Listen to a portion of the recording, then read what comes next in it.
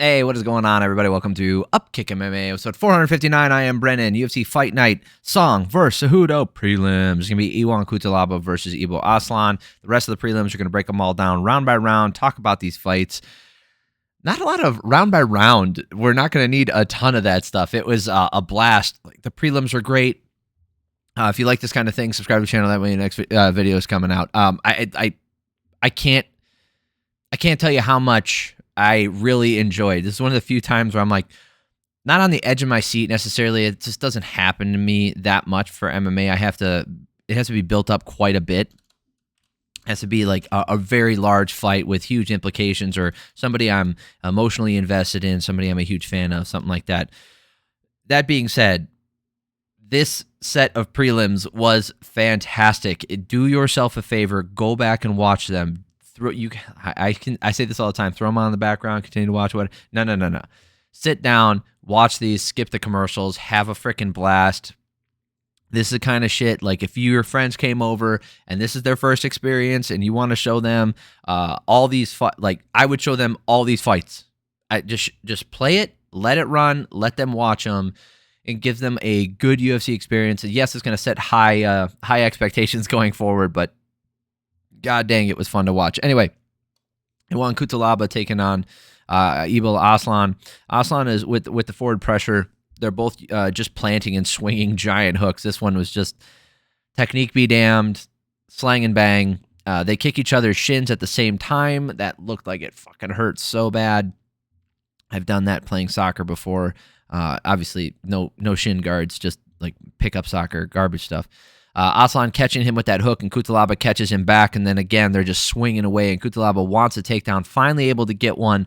Doesn't really do anything with it, but able to get one. Cutelaba shells up, catches some of the shots on his arms, and fires back, fires again to counter that low kick, and puts Aslan down, and then Cutelaba laces the legs, landing some really good shots, and then he laced up the legs, he figure forward Aslan's legs and didn't even climb up the body to go to mount. He eventually gets to the back.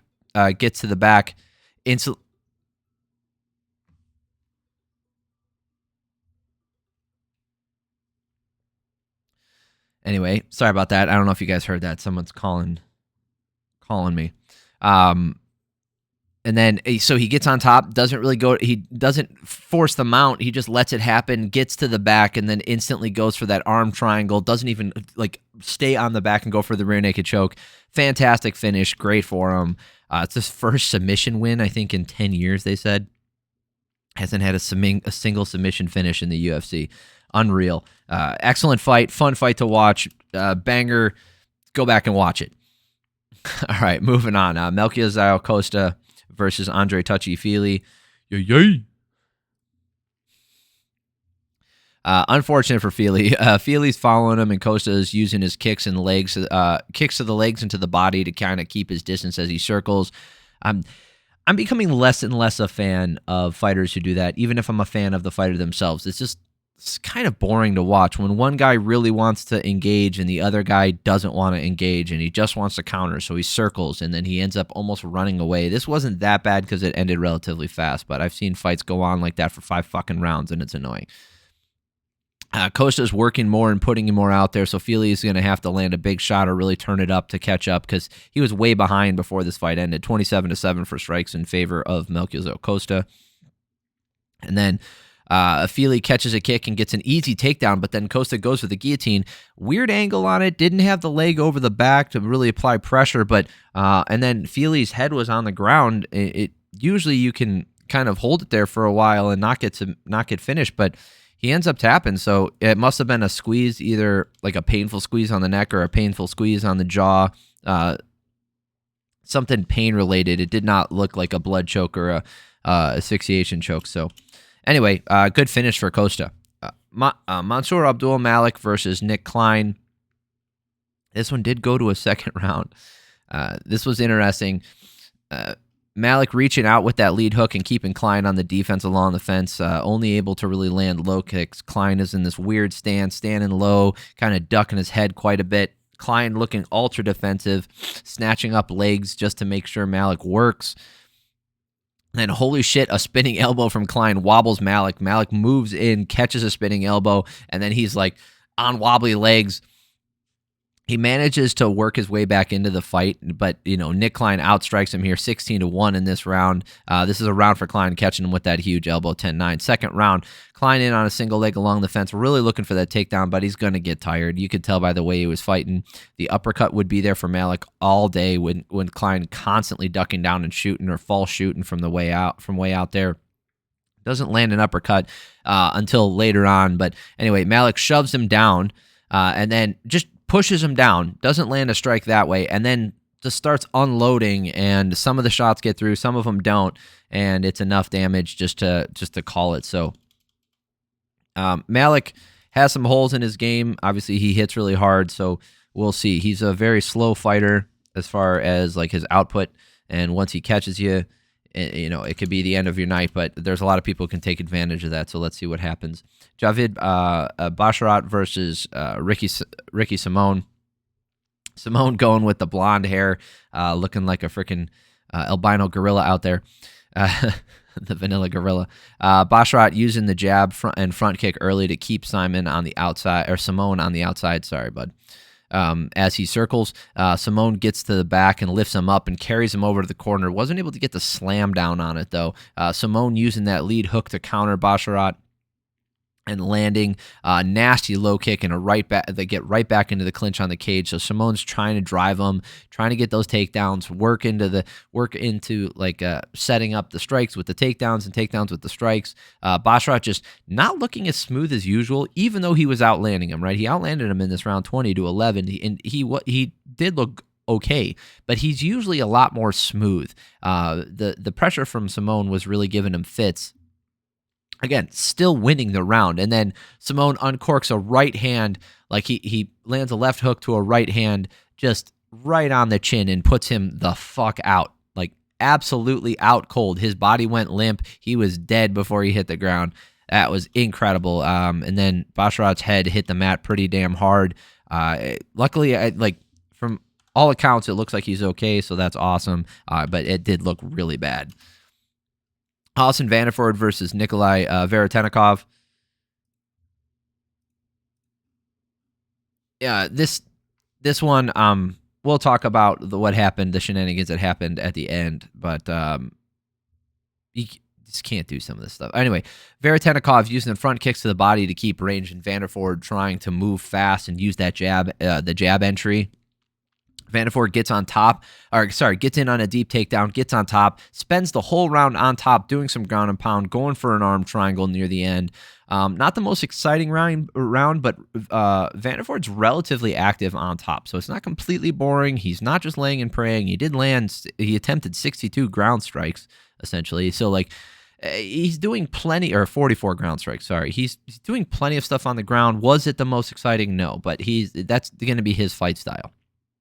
Vanderford shoots, Veretennikov sprawls, and then Vanderford circles to the back, gets back on the hips and looking for that double. Vanderford gift wraps that bottom arm, and Veretennikov cannot defend himself. And because of that, the fight's called off. And he landed 31-2 in this round, Vanderford did.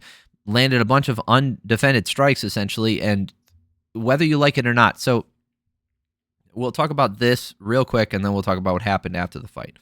So Kevin McDonald, I don't think he made a bad call here. I think you could have let it go, but if you make a stoppage, it's understandable, and I'll explain why. So, you're supposed to intelligently defend yourself. Okay, if someone were to isolate all of your lock up all your limbs, whether maybe they have your arms stuck in a body triangle, right, and you're not able to defend yourself, they can literally just slap you in the face and then they can call the fight there because you're not able to intelligently defend yourself. Now, is each one of those strikes really damaging so much that they would end the fight on their own? Absolutely not. But we've seen TKOs where people are landing strikes to the shoulders of the body that aren't even close to finishing blows. We've seen people get finishes in Francis Ngannou where he missed the 6 shots in a row, but because the guy shelled up, he misses, he just straight hitting the canvas, right? Then it doesn't matter because he's swinging big and the other guy's just shelling up. So we've seen stoppages from all manners of different ways of not intelligently defending yourself. Do I think that, like I said at the top of this, do I think it was a bad stoppage? Absolutely not. Just like when you get put in a crucifix and you can't defend your face and the guy's landing small elbows or punches to you, like, you got to get out of the crucifix, man. You got to ungift wrap the arm. You got to give. He would have to give up his back, right? That's essentially what what Vanderford was forcing him to do. Is like, okay, well, you can stay here and I'm just going to keep punching you in the face, or you can give me your back. He didn't want to give him the back, so he got punched in the face, and then the ref calls it. And then, so this is the shitty part. So Veretennikov gets up, goes across the cage, shoves Vanderford. That's not his fault. He didn't do anything wrong. He wasn't even talking shit. Vanderford also took this on 4 days' notice, so that's pretty damn good. Anyway, Veretennikov probably going to lose his job. Obviously, we've seen worse, but those fighters have some Dana White privilege, as the boogeyman likes to say. But they do, right? If you leap out of the cage and go kick someone in the stands, that's grounds for dismissal. And they should have been kicked out of the UFC. They should have been brought up on legal charges when you throw carts at buses, when you are doing all this shit at an event, a UFC sanctioned event, or a sanctioned event for the UFC. You should be responsible for your actions, and then you should be held accountable for them as well. So, especially if you are a fighter that night. Right, we've seen somebody lose their job throwing a punch. Paul Daly punched. Oh, I know who it was too. Why can't I remember his name? Blonde curls, wrestler. Josh Koscheck. Yeah, got it. Punched Josh Koscheck for holding him down essentially for 3 rounds, and then at the end of the fight, he gets up and punches him. He lost his job for that. Veretennikov didn't throw a punch. He got up there. Maybe he gets to keep his job, but nobody knows who he is. He's a relatively new fighter, so unless Dana White has a boner for him, I don't think he's staying. I mean, it sucks, but you can't do that shit. You can't do that shit. I don't care how upset you are. Eric McConico versus Nursulton Ruziboev. I said a bad night for guys from the Middle East, Eastern Europe, and southern Russia, man. Not too much early Ruziboev pushing forward, McConico circling as the crowd boos. Ruziboev has partially landed that right hand after that jab set up a couple times, but really just not a ton, just a ton of dancing around from both of these guys. The 1-2 from Ruziboev, not a whole lot else. The kicks from McConico aren't landing hard as he's shelling up afterwards. Ruziboev outlanding him 13-4 and giving him that round. Second round, more 1-2s from Ruziboev, and one of them catches him enough to wobble him, and he kept the volume up, and McConico couldn't get back to his feet. So this is one of those guys who did manage to get the win despite being from the region of the world where everybody kind of got fucked up.